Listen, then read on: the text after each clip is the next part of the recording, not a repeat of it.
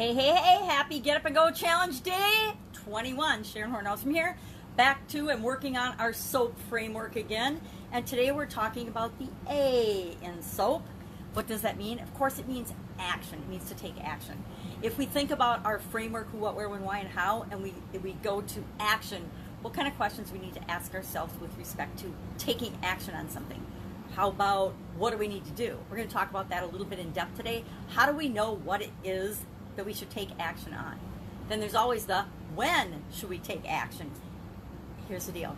The only time we can ever act, the only time we can ever choose, the only time we can ever decide is right now in this very instant. The past is the past, it's gone. There is nothing, no matter how much we commiserate over it or feel bad about it or regret or beat ourselves up for it, there isn't a thing we can do to change something that we've done in the past. So anything, any second that's come before, yeah, let's go ahead and learn the lesson from it, but let's stop beating ourselves up and commiserating over and feeling bad and like victims and sorry for ourselves for things that have happened in the past. Let's continue to move forward.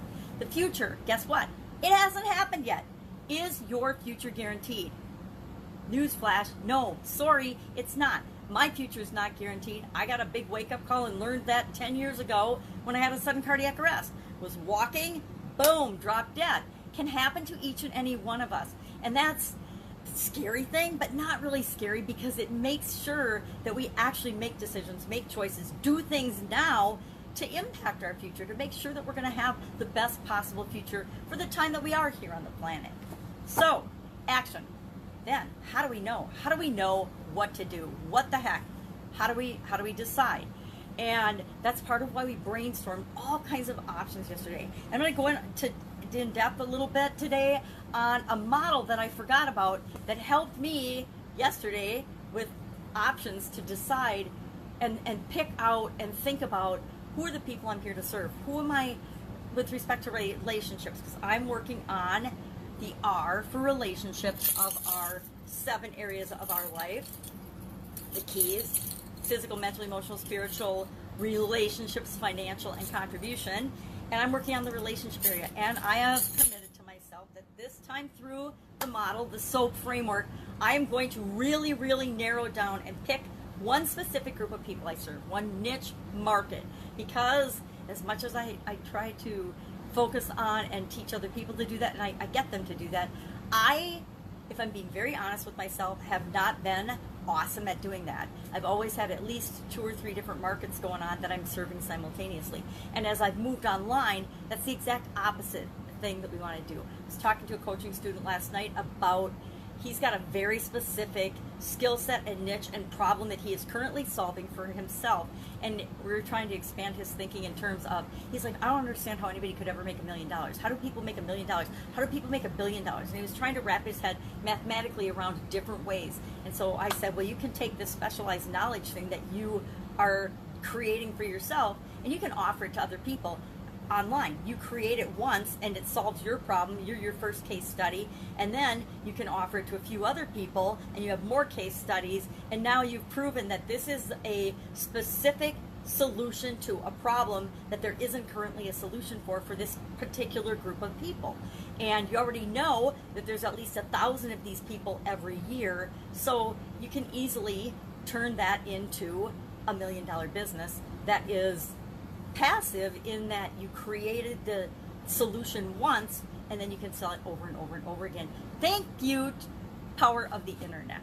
So he was believing that that's way too small a group of people to serve, and we all inherently think that. I thought that in the offline world. I thought that in the online world for the longest time. But I've watched time and time again people that have gone specific modeling, right? We're modeling, we're learning from other people what works, what doesn't work. Every single person that started out specific and served and solved a specific problem has just exploded and become really, really successful. Everybody, including me, that has stayed broad in general, tried to serve many masters. And I should know this because I remember how painful it was to work for 2 bosses at the same time when I was back in corporate America. So what's this model I'm talking about, and what did I use to help narrow down my options, and what can you use?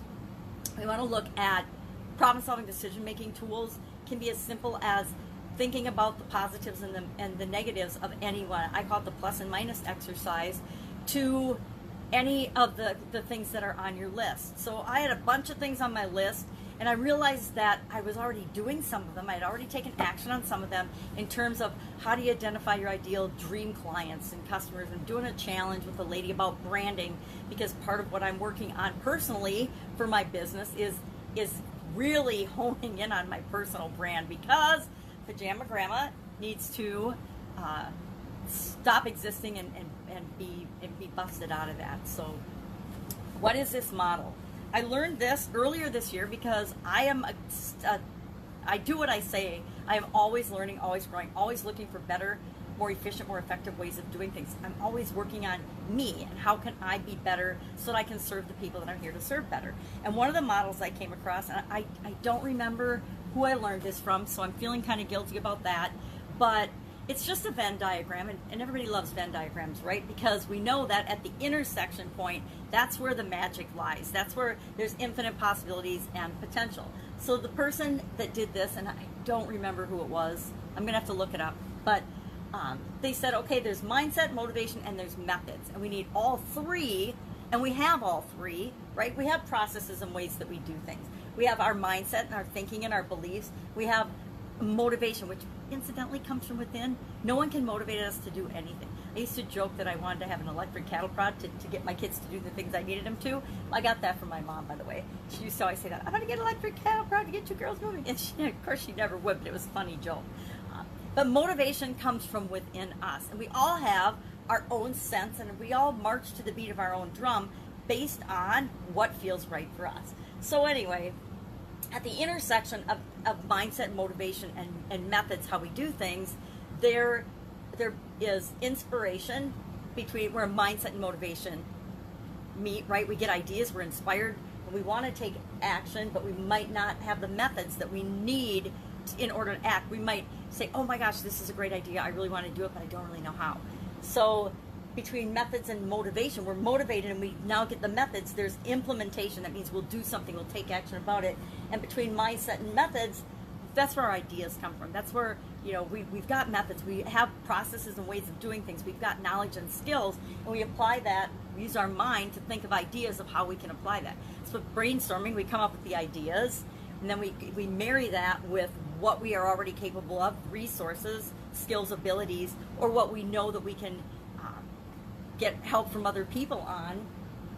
And at the integration, the little center point of the Venn diagram, that is where limitless possibility lies. And so when I am looking for who I want to serve, what I'm good at, I want to look at where do these three aspects of myself intersect, because that's my genius zone, and that's where I can best serve other people. And then I just have to ask myself, okay, if this is my genius zone, if this is how I can best serve other people and the best problems I can solve for them, who are them and where do I find them?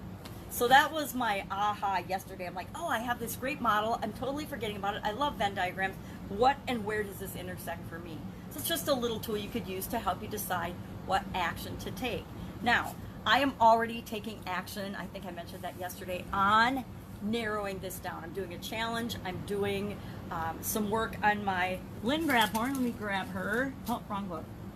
In the Lynn Grabhorn, Excuse Me, Your Life is Waiting playbook. And I actually enlisted the help of one of my sisters yesterday. We were on a drive for several hours working on a project, and we got to talking about patterns, because one of the things I'm learning about in Lynn Grabhorn's book, which I've known about but I don't always look for. It's easy for us to see patterns in other people's behavior, but it's harder for us to see it in our own. So we started talking about patterns, and she proceeded to tell me what some of mine are. Now, I know what these are, but I haven't been acting in a way that will break those patterns for myself. One of them is asking for help. She was like, somehow when we were growing up, you decided that you had to power through and figure out how to do everything yourself.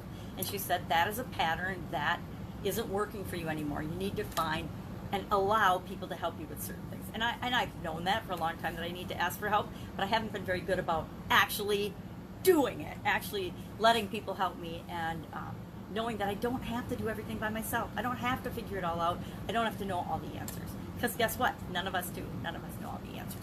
So our challenge today is to take action. Pick one thing. I don't care what it is today. I don't care how big it is, but make a decision and never leave the scene of a decision without taking some kind of an action. Whether it's writing it in your calendar, scheduling it, whether it's, making a phone call. So say your action is, I'm going to call so-and-so, or I'm going to send so-and-so a message on Messenger because you're connected through one of your social media networks, or I'm going to post a question on social media. As soon as you decide that, either do it immediately or schedule a time today that you're going to do it. Put it on your calendar, and then put in the comments below what it is that you did. I'm going to do the same thing. Today, what am I going to do? What can I commit to doing? I am going to ask on social media and start testing out my desired niche market. The problem I'm going to solve for people in a niche market. I'm going to start asking questions in at least 3 groups, one of my own and at least 2 other people's groups, about that, and if that's something that they want, if that's a solution, if that's a problem they've got and a solution they're looking for. And I'm going to test that out in one specific market and see how it works. We'll see how it works. I am going to, I need to narrow it down some more. I was going to say women, but I need to narrow that down some more because that's still, come on, women business owners even, is too broad and too big a group. And I know who I'm not going to target. I'm not going to target coaches. I'm not going to target and work with, although I do work with a lot of people that are coaches, I'm not going to target them. They're not my ideal client. As coaches know everything already. They don't need but we all need coaches. I have lots of coaches and mentors, but a lot of coaches don't think that they need coaches. And so it's hard to convince people to do something that you're not doing yourself. That's why the best coaches are those that have already been there and done that. All right, that is all I've got today. I want you to take action. I'm going to take action right along with you. Let's see how it works. Let's see what works, what doesn't work. I don't know if I've said it before, but action, taking action, doing something, anything, just making a decision and moving toward and acting on that decision immediately overcomes any fear or any procrastination or any excuses for not moving toward what we want. And there's lots of tricks, and if we want to talk about ways to do that faster and easier, hit me up in the comments below. I have some favorite strategies of my own. I always say that one of the hardest things we do every single day, and especially this came from my work in chronic pain and having chronic pain, is literally getting out of bed in the morning. One of the hardest things we ever do is just when our alarm clock goes off, is getting ourselves out of bed and getting moving, because momentum sets in. Once we start moving, it becomes easier and easier and easier and easier. All right, that's it. Take some action today, get some momentum, get moving, get up and go do this. It doesn't have to be hard, it doesn't have to take long, but taking an action toward what we want is demonstrating to ourselves and proving to ourselves and the world that we're serious about it. So take that action today. If I can help you in any way, if you have any questions, hit me up in the comments below. Otherwise, I will be with you tomorrow to talk about the P in our SOAP framework. Take care, and I'll be with you tomorrow.